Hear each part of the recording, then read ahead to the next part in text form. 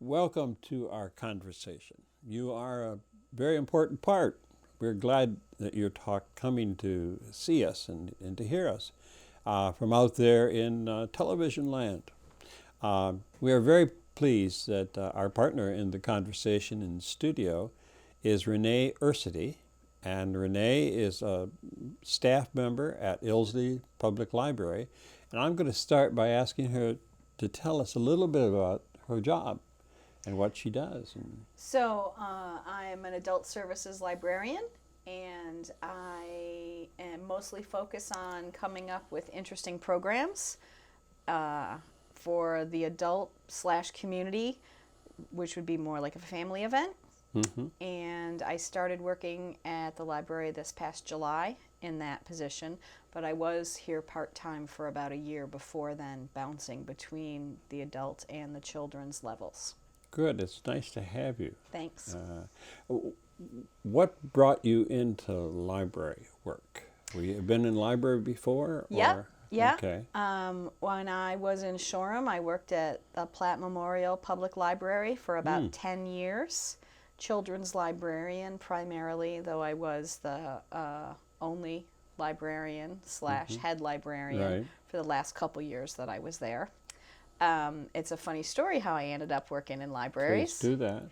I went back to college as an adult and was working on my bachelor's degree in history with intention to become a middle school history teacher.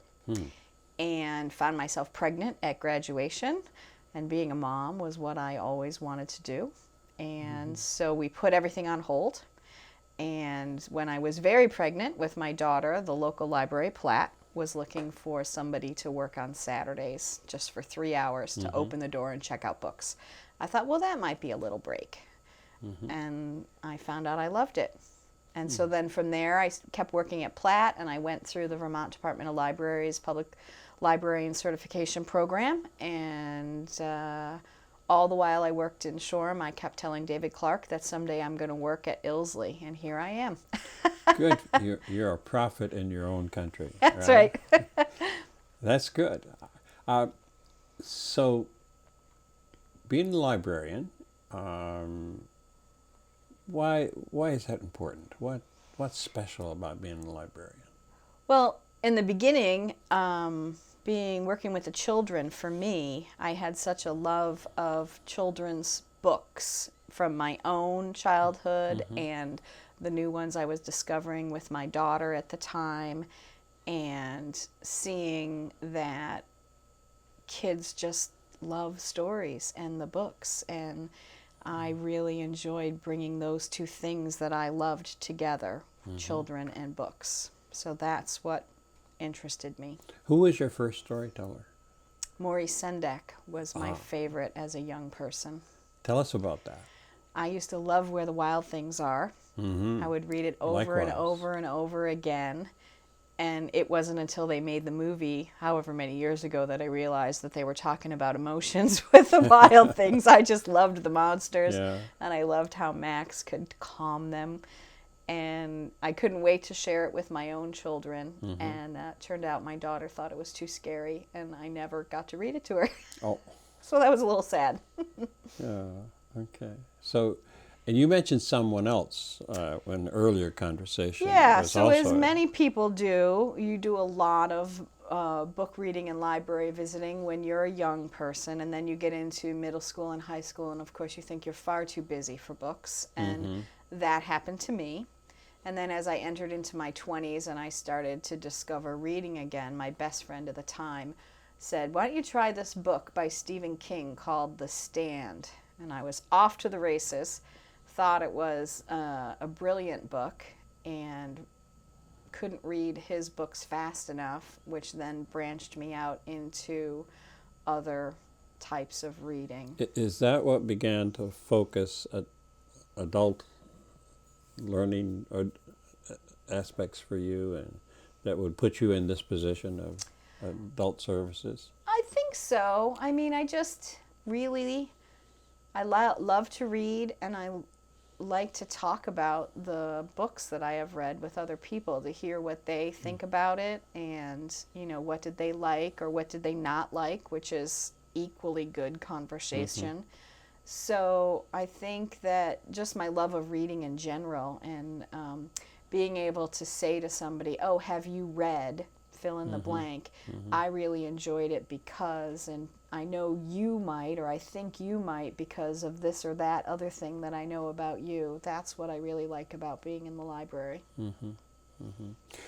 Some individuals who sat in that chair, when they were talking about the library and their childhood, they described themselves as library rats. Yeah.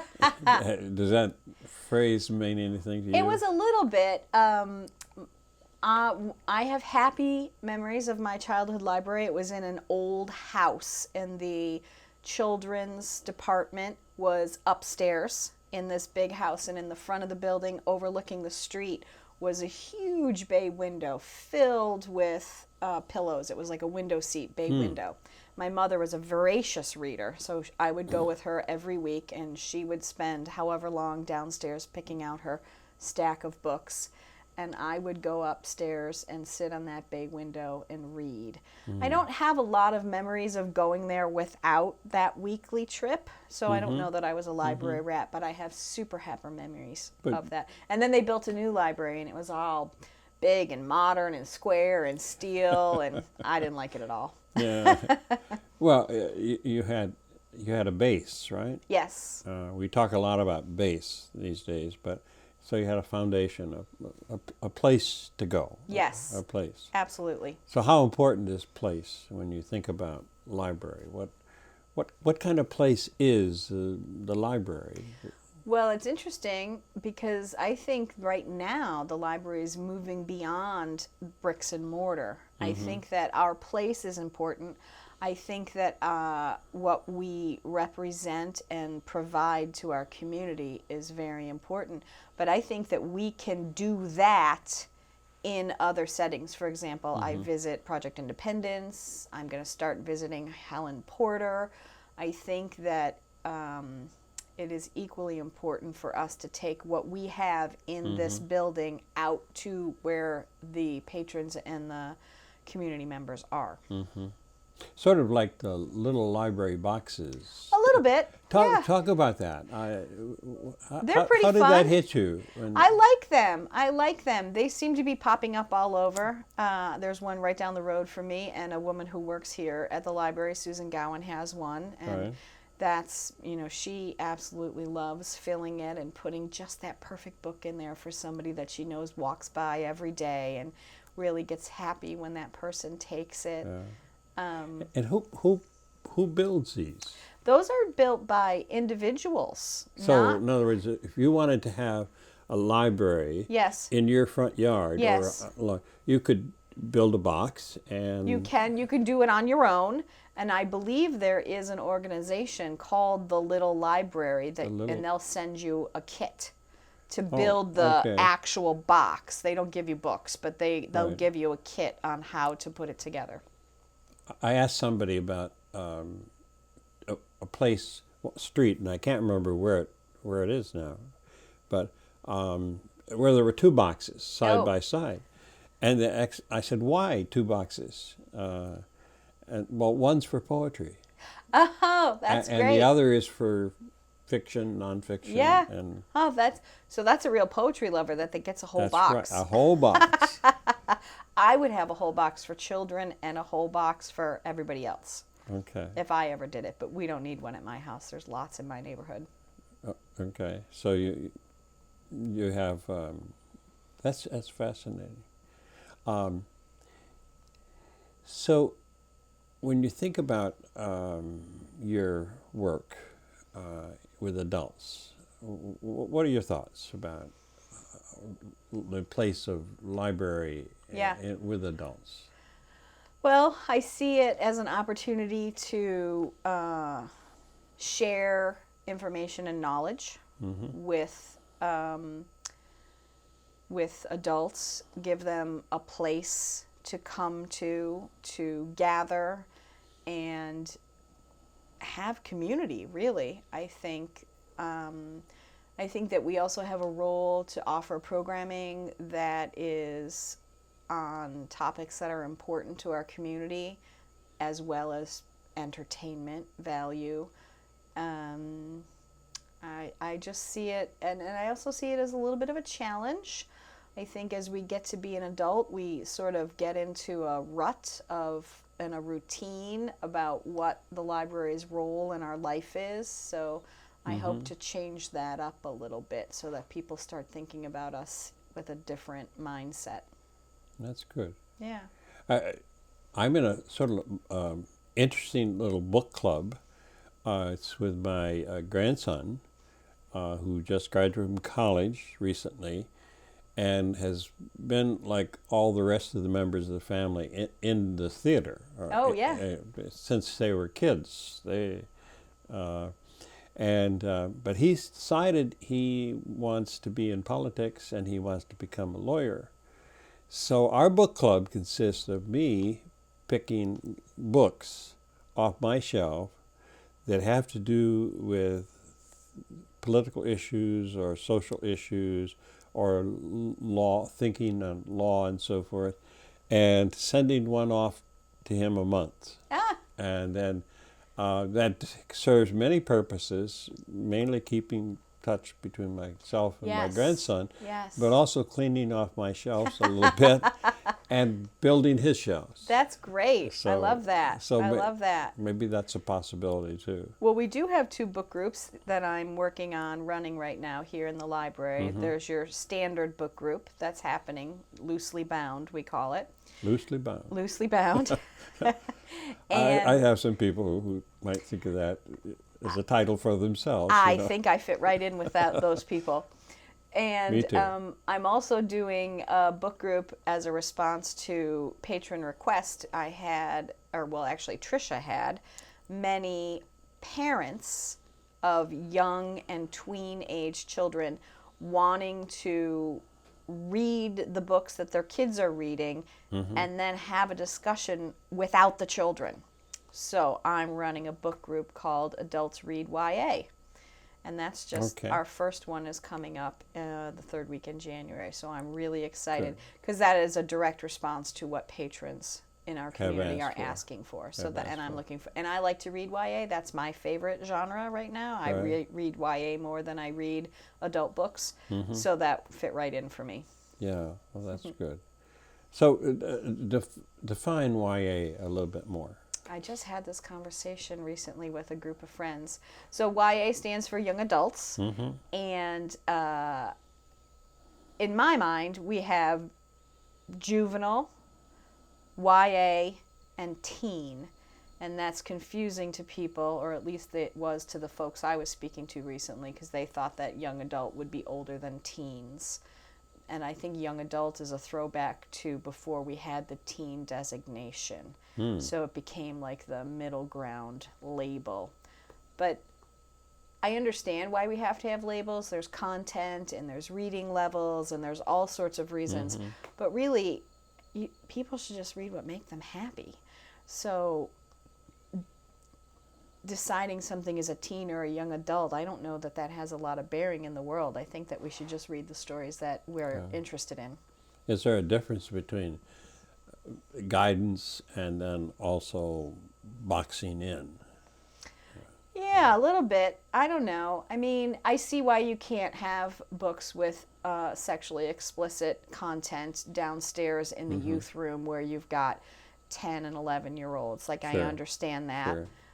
Although I don't think it's bad for them to read those books, but, you know, and if they come up to the teen room and check them out, of course they're allowed to check them out. But I like the YA. I'm, you know, an adult, and the YA, I love to read that. So the labels are there for certain purposes, but I like to just talk about books and stories as books and stories. Are people willingly volunteering or expressing their views about books that they want and subjects that they want? How do you get that feedback from? Are you talking about in the book group specifically, or patrons in general? In general, patrons in general. That feedback doesn't come to me so much because I'm not doing the purchasing. I do have people talking to me about the sort of books that they like and want and making requests. But I don't get a whole lot of that from patrons. My friends and my family, we talk about books, but not so much from patrons quite yet. Could be because I'm just new. Yeah. Okay. So have you got some dreams that you would like to see for people rising up and reading and declaring why this is important? And I do think it is important, and I would like to see people having a little bit more time and emphasis on the appointment. It goes cyclical, right? Little kids are here and their parents come, and the parents are so busy when they have their young babies and they're raising their family, and they forget what adult books even look like. And I would just really love to see people embrace literature in general and reading as an important part of their lives. And I worry, it's interesting, you can talk about device reading versus book reading. I prefer a book, but I guess reading on a device is reading, so that's okay. I just think we need to keep it. I don't want to see it go away. So, in terms of space, is that drawing people in to this space? Are there other spaces that you would like to see used for the task of books and reading and the work of the library? I don't know that we need to branch out space-wise. I like we do a lot of outreach. Tricia visits the elementary school, and I visit Project Independence in different places. So I would like to see us take up more space in that way, so that we're involved with more partners in the community, more organizations, that I'm there. For example, I take books to Project Independence and I leave them there for the people who use Project Independence who can't get here. They can borrow library books from Project Independence. So those sort of setups I think would be ideal for different places. And I would just like to see in schools, I would like to see the libraries become the heart of the school instead of the add-ons, and just place things like that. And in a special space. I know I was in a new library recently, and they seem to have the ability to identify places where people of all ages were coming and could be together and could be sorted out also. So one dream for this building, or a new edition of this building for me, would be to have the teen room expanded instead of just a little closet size room, to have that a bigger space where that age person could come in and be in the room and feel like they're separate from the rest of the population. Teens, I think in particular, like to have something to call their own and have it be a comfortable, happy place where we have their books as well. That's a good ambition. Yeah. That's a good ambition. And, in terms of stories, Yes. what role do you think stories really play in people's lives? Some read facts, some folks go to fiction, and the fiction becomes very complicated. Where do you see stories operating in people's lives as they? Well, I know for me, stories are They're my escape. They're my enjoyment. Mm-hmm. When I need to put my everyday life, not only the joys but the difficulties of it, down for a little while, and I just want to go to a different place.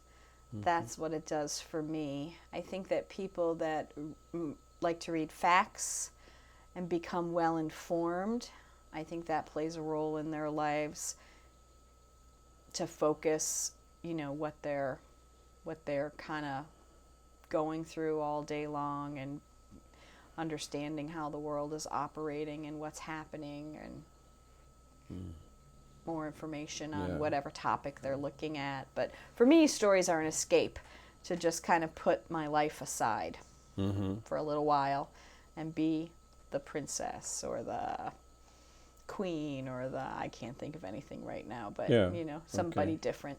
Somebody different. Okay. So, how do you advertise? What kind of books might be available to take you to that kind of place? How do you tell that story so that people come into the library and they say, "Oh, I know exactly where I want to go," or they say, "I have no clue."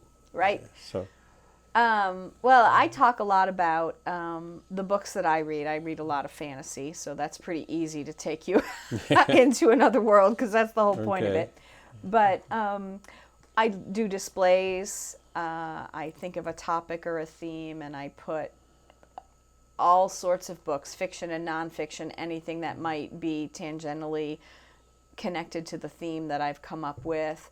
I listen to what people are saying. A patron recently said, "Oh, I just read this book, Little Fires Everywhere, and I couldn't put it down. I just stayed up and read straight for 2 days." And so that was great. I had read that book, so that informed me a little bit, and I made a recommendation to her, and she's reported back that she absolutely loved the book that I suggested. So you make a connection and kind of one-on-one, and then mostly yes, but then you can also do it globally with like the book group, as I'm getting to know my book group members, and they've all decided, we had a conversation, they've all decided that they want me to choose the books, because whatever I'm picking is probably something they wouldn't choose on their own, and they're looking to expand their horizons. So that's really exciting for me.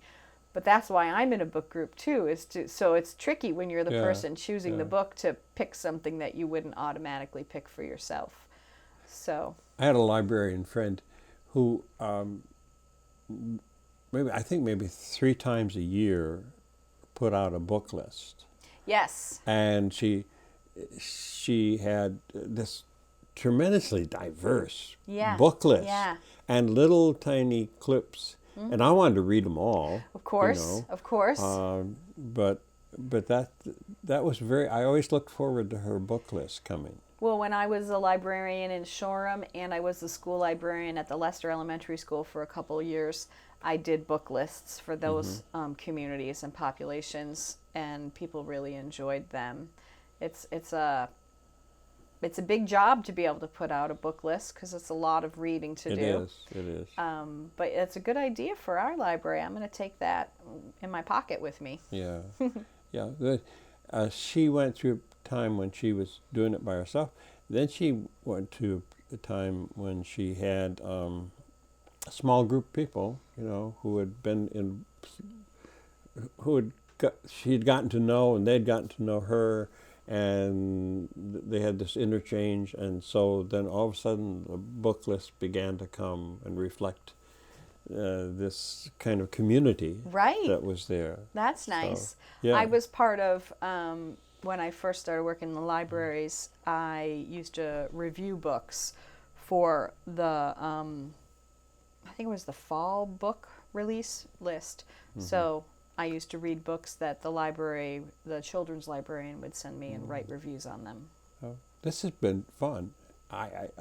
Is there something that we haven't caught, that you want to say about life, about libraries, about books, about... Just that the Ilsley Library is such a fantastic resource for this community. I love how the community embraces and supports the library as an organization, and I am so happy to be here.